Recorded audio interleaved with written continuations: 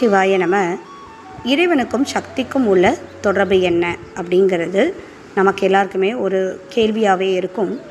அதாவது இறைவனுக்கும் சக்திக்கும் உள்ள தொடர்பு அப்படிங்கிறது, அதாவது பொருள் அப்படின்னு பார்த்தா பொருள் தன்மையால் ஒன்று தான் ரெண்டுமே, ஆனால் செயல்படும் விதத்தால் இரண்டு. அதாவது இறைவனுக்கும் சக்திக்கும் உள்ள இயல்பு என்ன அப்படின்னு பார்த்தீங்கன்னா தாதான்மிய சம்பந்தம். எடுத்துக்காட்டாக என்ன சொல்லுவாங்கன்னா, அதாவது சூரியனும் அதன் ஒளியும், சூரியன் இருந்தால் தான் ஒளி இருக்கும். ஒளியில் இருப்ப வச்சு சூரியன் இருக்கிறத நம்ம தெரிஞ்சுக்கலாம். அந்த மாதிரி இறைவனுக்கும் சக்திக்கும் உள்ள தொடர்பு என்ன அப்படின்னா தாதான்மிய சம்பந்தம். எதுக்கு நம்ம இப்போ இதை பற்றி பேசுகிறோம் அப்படின்னா, இந்த உலகம் தோன்றி நின்று அழியும். அப்போ தோன்றி நின்று அழியக்கூடிய எல்லா பொருளுமே காரிய பொருள். அப்போது ஒரு காரிய பொருளுக்கு கண்டிப்பாக ஒரு காரணம் இருந்தாகணும், அப்படி தானே? இப்போ மண் பானை இருக்குது அப்படின்னா அதோட காரணம் மண். அதே மாதிரி இந்த உலகம் ஒரு காரிய பொருள் அப்படின்னா உலகம் தோன்றுவதற்கு காரணம், முதற்காரணம் அப்படின்னு பார்த்திங்கன்னா அது மாயை. எந்த ஒரு பொருளுமே அழியாது.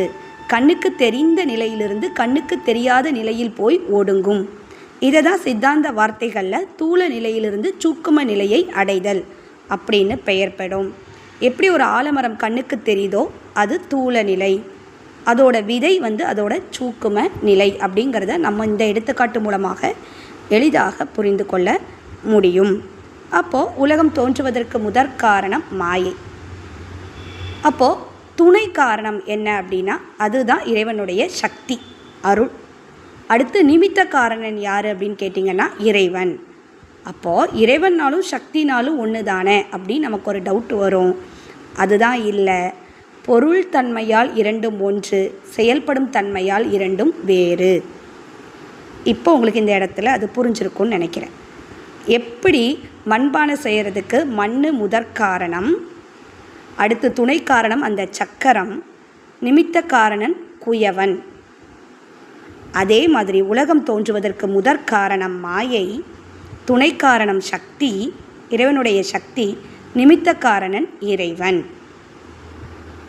அப்படிங்கிறத நம்ம தெளிவாக தெரிஞ்சுக்கலாம். இதுதான் இறைவனுக்கும் சக்திக்கும் உள்ள தொடர்பு, தாதான்மிய சம்பந்தம். சிவாய நம. திருச்சிற்றம்பலம்.